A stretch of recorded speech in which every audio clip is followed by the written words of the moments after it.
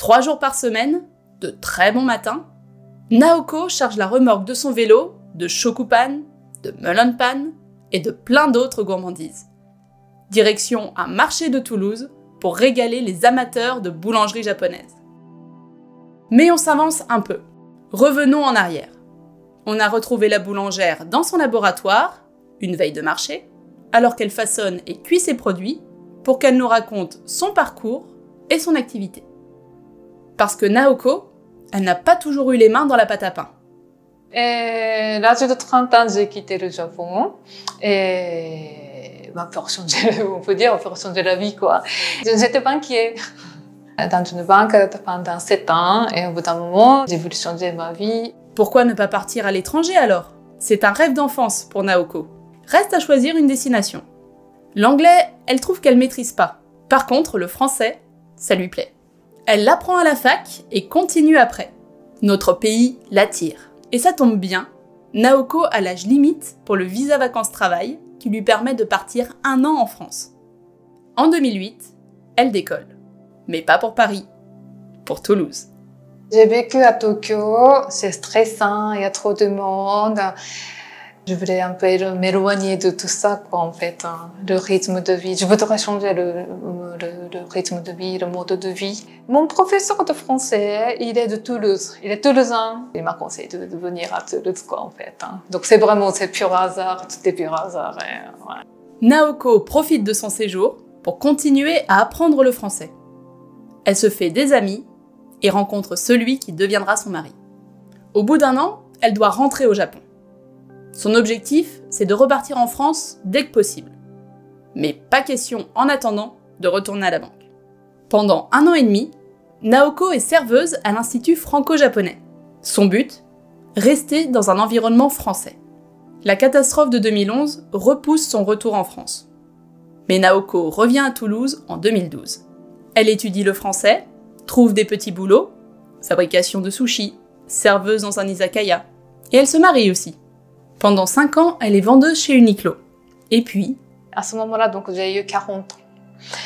Et encore une fois, je me demandais, est-ce que je continue à travailler à Uniqlo jusqu'à ma retraite, quoi, presque. Et j'ai beaucoup de questions dans ma tête. Et je me dis, bon, mon niveau de français, c'est pas parfait, mais je comprends à peu près. Donc, il faut essayer quelque chose.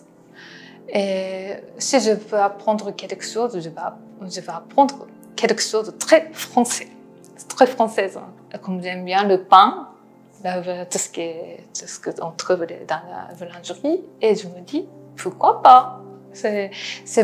Pour nous, le riz, c'est notre base d'aliment, mais pour vous, le pain, c'est la vie, quoi. Donc, je me dis, pourquoi pas pour apprendre ce métier? Ça a l'air intéressant. Donc, en fait, c'est ça, en fait, motivation. Quelque chose de très française.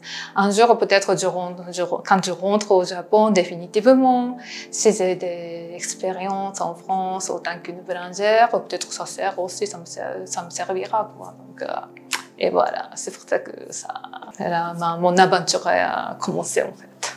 Naoko suit une formation pendant 1 an et décroche son CAP boulangerie. Il ne reste plus qu'à trouver un emploi. Au début, je cherchais un poste, et dans une boulangerie, tout ça, mais c'était pas évident de trouver le travail. Au bout d'un moment, en fait, mes amis japonaises, qui m'ont demandé si je peux faire le shokupan, donc pain de mie japonais, les gammes de pain japonais, parce qu'ici on peut pas acheter, donc ça leur manque beaucoup. Et ils m'ont donné des idées, et après mon mari, il m'a soutenu, donc on s'est dit pourquoi pas, on lance une micro-entreprise. C'est comme ça, quoi, on a commencé, en fait. Acheter une boutique, c'est quand même cher, hein, et je n'ai pas de moyens. Et alors, qu'est-ce qu'on peut faire? Et comme j'aime bien aller au marché, et avec mon mari, on s'est demandé comment on peut faire le stand, installé au marché, quoi. Donc, on a cherché les infos, on a demandé aux gens tout ça, et voilà. L'aventure Louloupin est lancée en mai 2022. Naoko va faire découvrir des produits typiques du Japon qu'on ne trouve pas dans une boulangerie française. On revient au début de notre vidéo à suivre Naoko sur son vélo, la remorque bien remplie. On est dimanche matin, elle se dirige vers le marché Saint-Aubin pour vendre les produits préparés la veille, pendant de longues heures. Pour le dimanche, le marché est grand, donc beaucoup de travail, plus de travail que les autres jours. Et donc, en fait, je travaille deux parties différentes. Donc, et la première partie, c'est pour le chiffon cake. Je commence à peu près 6h30 et je finis à 11h. Après, deuxième partie, donc le côté de boulangerie, en fait. Et je commence à peu près 16h, je finis à minuit et 1h du matin. Après, les autres jours, c'est beaucoup plus léger, donc beaucoup moins de travail. Voilà. Le pétrissage, le façonnage, oui, cuisson, à l'emballage, oui, il y a pas mal de choses à faire toute la journée, en fait. C'est assez épuisant, en fait.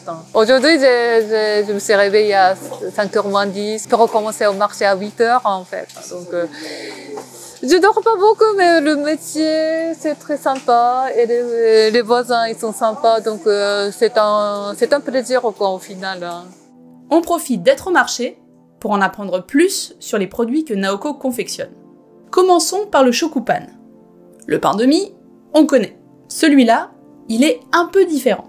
C'est ce qui est intéressant, en fait, les ingrédients sont presque pareils, de la farine, tout ça. Mais le résultat, en fait, la consistance, la texture est beaucoup différente. Et notre pain de mie est beaucoup plus aéré, léger, brioché, en fait. Pour avoir cette texture, en fait, le travail, la technique est différente. Pour mon pain de mie, moi, je prépare une espèce de pâte fermentée, mais les autres, ils font avec d'autres méthodes, quoi, pour avoir la texture. On aime bien, on mange souvent le matin pour le petit-déj. Sinon, le déjeuner, on fait le sandwich pour amener à l'école, au travail, n'importe. Oui, on consomme pas mal. Un autre produit très apprécié, c'est le melonpan. Et il y en a sûrement beaucoup parmi vous à qui ce nom ne dit strictement rien. Melonpan, c'est une brioche avec, en fait, il y a une croûte, une couche de biscuit par-dessus. Donc c'est une brioche, mais c'est beaucoup plus gourmand. Attention, le nom est trompeur. Le melonpan, ce n'est pas du tout un pain au melon. On l'appelle comme ça en raison de sa forme. Cette brioche, elle est très populaire au Japon. On la trouve partout, notamment dans les combini. Son origine, c'est pas très clair. Il y a pas mal de théories. Une création d'un japonais inspiré d'un boulanger arménien, l'adaptation d'un pain de Kobe, le sunrise, ou encore des origines étrangères, parce qu'on retrouve des équivalents ailleurs, au Mexique par exemple, avec la concha. En tout cas, au Japon, c'est un classique. En France par contre, si vous n'avez pas Louloupain à proximité, ça va être compliqué de vous fournir, mais vous pouvez essayer de le cuisiner vous-même. Melonpan, c'est pas difficile, c'est juste, il faut préparer deux pâtes, deux parties en fait différentes, parce qu'une partie c'est une brioche assez classique. Et une partie, donc, il faut préparer le biscuit. Mais si vous savez faire le biscuit, c'est facile. Un autre produit que propose Naoko, et qu'on ne connaît pas très bien en France, c'est le chiffon cake. C'est un gâteau super moelleux qu'on peut aromatiser avec plein de choses. Naoko, elle propose citron pavot, banane, gingembre confit. Et puis, il y a les petits pains briochés, qu'elle adore pour une bonne raison. Parce que c'est ma mère qui faisait. Donc ça c'est la recette de ma mère, on peut dire. Ouais. Les autres pains, sa mère n'en faisait pas. Et le CAP, ça forme pas à la boulangerie japonaise.